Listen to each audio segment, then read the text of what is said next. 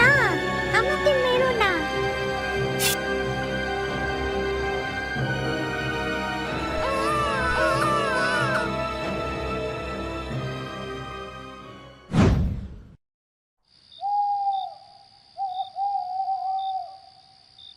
আহ!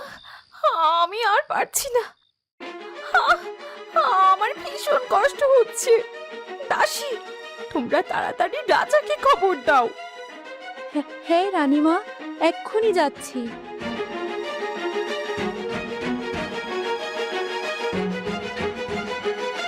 রাজামশাই, রানীমার ভীষণ কষ্ট হচ্ছে, উনি যন্ত্রণায় ছটফট করছেন। প্রহরী, তোমরা শিগগির দাইমাকে ডেকে আনো, সাথে রাজ চিকিৎসককেও পাঠাও, জলদি।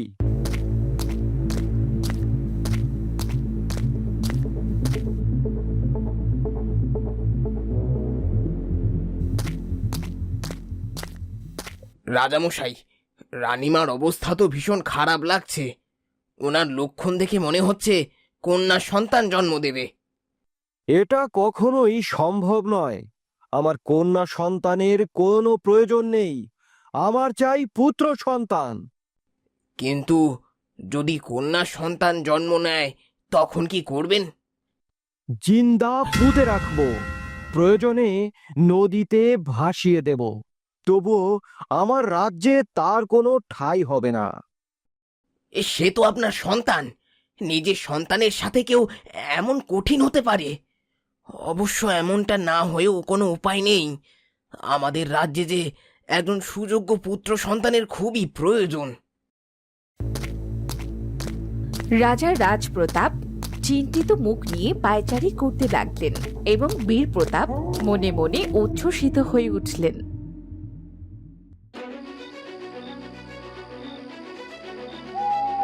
দ্রুত চলো, হাতে বেশি সময় নাই। রানীমার যন্ত্রণার শব্দ যে পুরা প্রাসাদ কাঁপাইয়া দিতাছে। হ্যাঁ, দক্ষিণ পাড়ার সেই ঘরটায় থাকে দাইমা। দ্রুত পা চালিয়ে চল ভাই। দাইমা, দাইমা, শিগগির চলুন, রানীমার প্রসব বেদনা উঠছে। আমার যে ভীষণ জ্বর, আমি এতটা পথ কিভাবে যাব? রাজামশাই এক্ষুনি যেতে বলছেন, না গেলে আপনার গর্দান যাবে। ঠিক আছে বাবা, চলো যাই।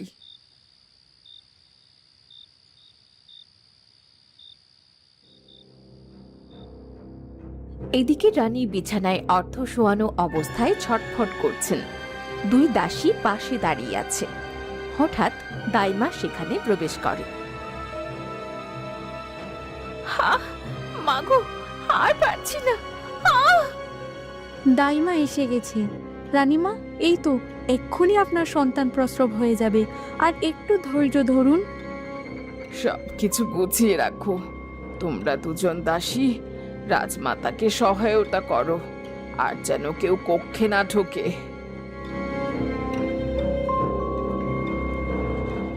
দাইমা, দাইমা, আর পাচ্ছি না, যা করার তা তাড়াতাড়ি করুন।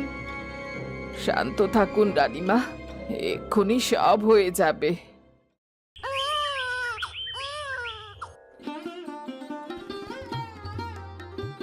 আপনার কোল আলো করে দুটো কন্যা সন্তান জন্ম নিয়েছে রানীমা।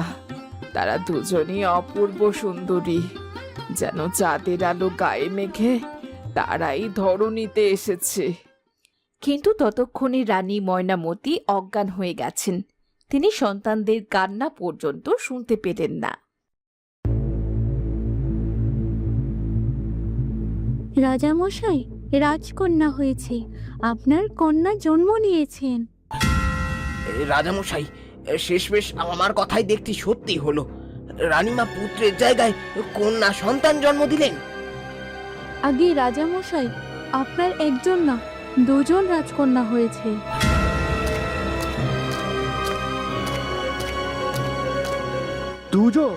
দুজনই কন্যা?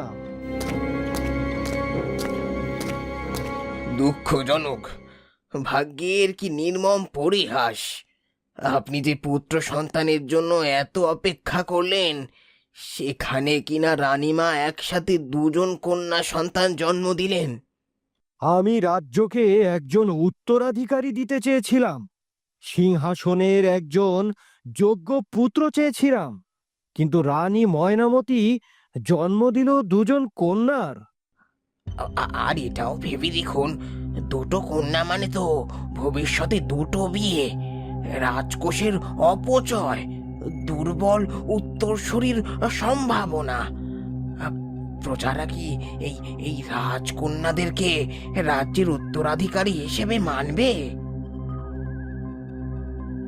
ভাই হিসেবে বলছি, আপনি যা সঠিক মনে করেন তাই করুন, কিন্তু মনে রাখবেন, রাজ্যকে দুর্বল উত্তরাধিকারী দিয়ে গেলে ইতিহাস ক্ষমা করবে না। আর এখনো সময় আছে, আপনি এই কন্যাদের নিয়ে ভাবুন।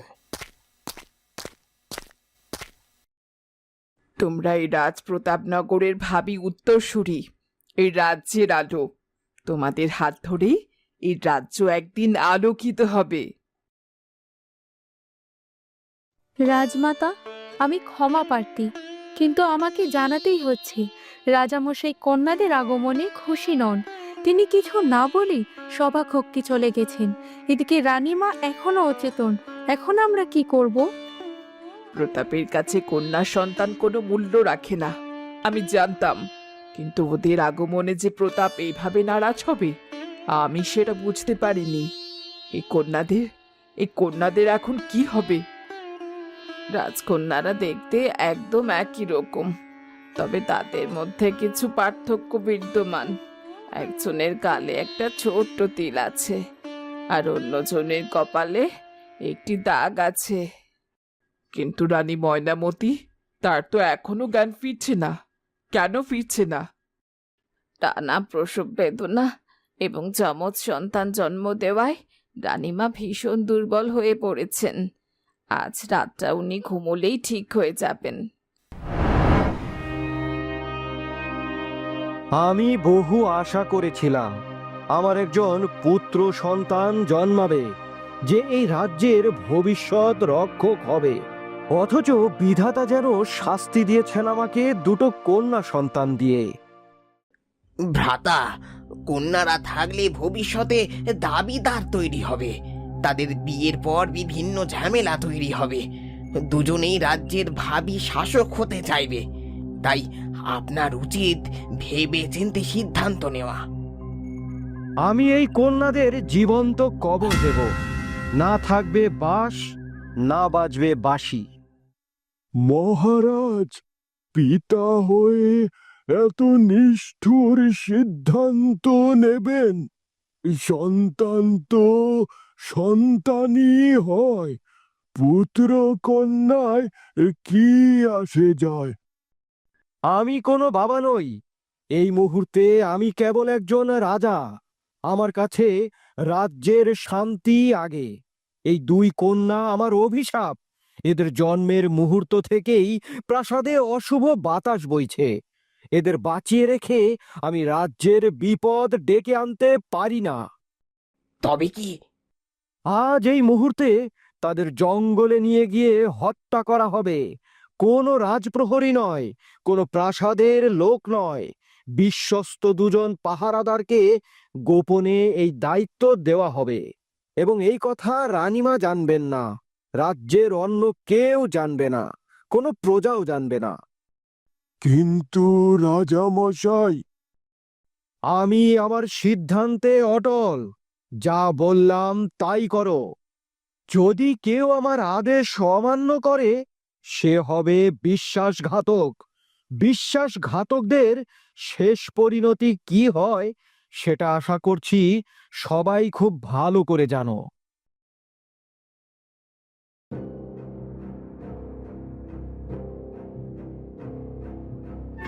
এই, কারা তোমরা? কোথায় নিচ্ছ এই রাজকন্যাদের? রাজার আদেশ, রাজকন্যাদের নিয়ে যাওয়ার জন্য আমাদেরকে বাধ্য করা হয়েছে।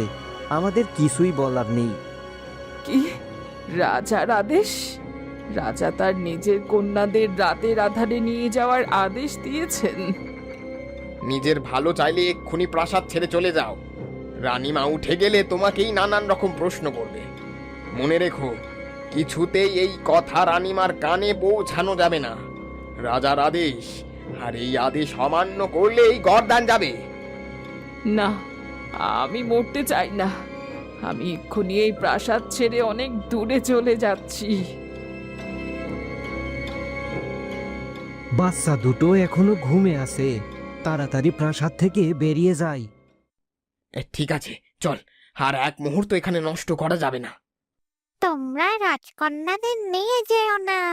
রানী ময়নামতি ভীষণ কষ্ট পাবে। রানী ময়নামতি, তুমি ওঠো। এই পাখিকে তো এখানে রাখা যাবে না, একেও সাথে নিয়ে চল, নয়তো রানীমার জ্ঞান ফিরলে এই পাখি রানীমাকে সব বলে দেবে। ঠিক বলেছিস ভাই।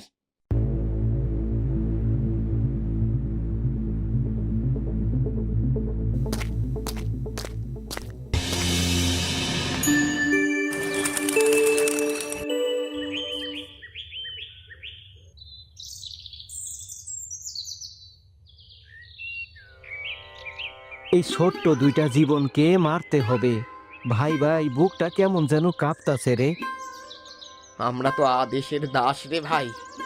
রাজা মশাই যদি জানতে পারেন আমরা ওদের বাঁচিয়ে রেখেছি হত্যা না করে, তাহলে ওদের সাথে আমাদেরও প্রাণ চলে যাবে। এমন নিষ্ঠুর বাবা আমি কখনোই দেখি নাই, গল্পেও শুনি নাই রে ভাই। ইস, এত সুন্দর বাচ্চাগুলা রে কিভাবে মারার আদেশ দেয়। রাজকন্যারা নিঃশব্দে ঘুমিয়ে আছে। দুজন প্রহরী ধীরে ধীরে দুই রাজকন্যাকে মাটিতে রাখে। হঠাৎ একজন রাজকন্যা কেঁদে ওঠে। সাথে সাথে অপর রাজকন্যাও কাঁদতে শুরু করে দেয়। তাদের কান্নার ধ্বনি যেন চারপাশে ছড়িয়ে পড়ে। চোখ বন্ধ কর ভাই, কাজটা যখন করতেই হইব তখন তাড়াতাড়ি শেষ করি। না না, তোমরা ওদের মেরো না। ওদের ওখানেই ফেলে রেখে যাও। আমি কাউকে কিছু বলবো না। ভাই, এই পাখির কথা বিশ্বাস করিস না। পরে পরে এই পাখি আমাদের ফাঁসিয়ে দেবে। হ্যাঁ, তুই ঠিক বলেছিস। এই কন্যাদের আগে এই পাখিটারে হত্যা করতে হইব। এই বলে প্রহরীটি টিয়া পাখিটিকে খাঁচা থেকে বের করে মাটিতে পা দিয়ে ধরে। না, আমাকে মেরো না। ছেড়ে দে শয়তান, ছেড়ে দে, ছেড়ে দে। আর তার হাতে থাকা তলোয়ার দিয়ে হত্যা করে।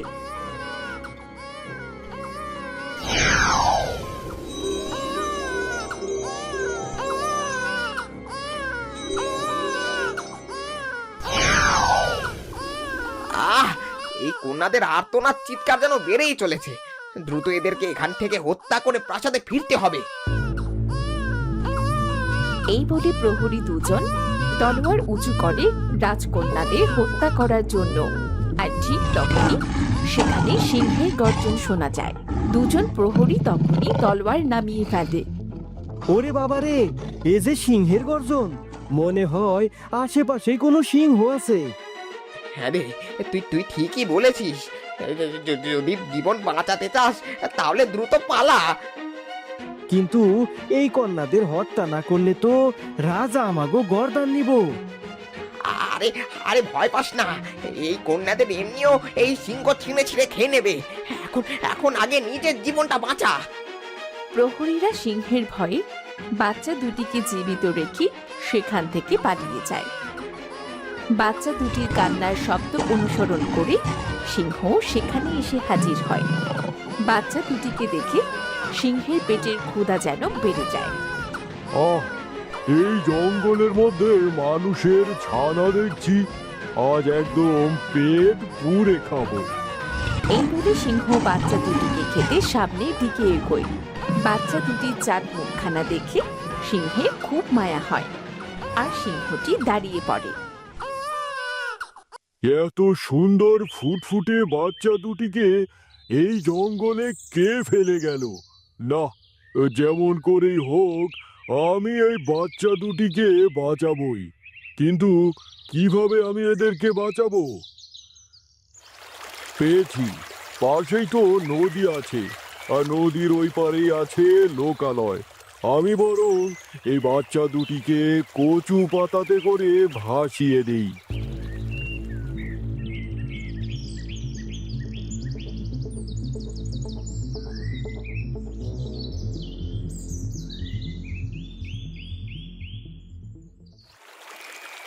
হে নদী, আমি তোমার মাঝে দুটি ফুটফুটে সন্তানকে ভাসিয়ে দিচ্ছি। তুমি তাদেরকে ভাসিয়ে কোনো লোকালয়ের কাছে পৌঁছে দিও। রাজকন্যাদের যে হত্যা না কইরাই আমরা পালাই আইলাম, এখন মহারাজ রে গিয়া আমরা কি প্রমাণ দিব? তুই এত চিন্তা করিস না তো, এতক্ষণে সিংহ কন্যাদের খেয়ে সাবার করে ফেলেছে। আর একটু যদি দেরি করতাম না, তাহলে এতক্ষণে আমরা ওই সিংহর পেটেই যেতাম। তা তো বুঝলাম, কিন্তু এখন মহারাজ রে গিয়া কি প্রমাণ দিব? ওই দেখ, একটা খরগোশ। চল, ওটাকে ধরে হত্যা করে এই তরোয়ালে রক্ত মাখিয়ে দিই। তারপর রাজাকে গিয়ে আমরা ওই রক্ত মাখা তরোয়াল দেখাবো। ব্যাস, রাজাও খুশি আর আমাদেরও গরদান বেঁচে যাবে। এরপর প্রহরী দুজন খরগোশটিকে হত্যা করে তাদের তলোয়ারে রক্ত মাখিয়ে নেয়।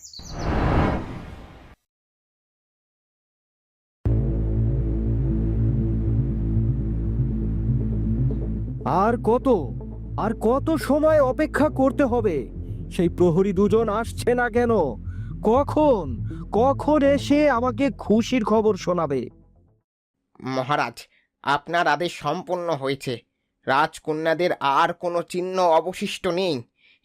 এই যে তার প্রমাণ।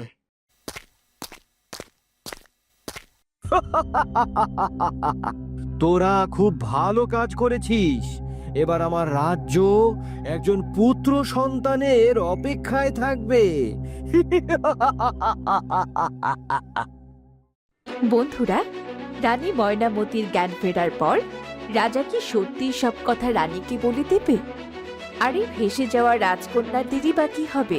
তাদের ভবিষ্যৎ কি এখানেই শেষ? সবকিছু জানাবো আমরা পরবর্তী পর্বে। সেই সাথে তোমাদের মতামত কমেন্ট করে জানাতে ভুলো না যেন। পরবর্তী পর্ব দেখার আমন্ত্রণ জানিয়ে বিদায় নিচ্ছি। পরবর্তী পর্ব সবার আগে পেতে এখনই চ্যানেলটি সাবস্ক্রাইব করে পাশে থাকা বেল আইকনটি বাজিয়ে রাখো। ধন্যবাদ।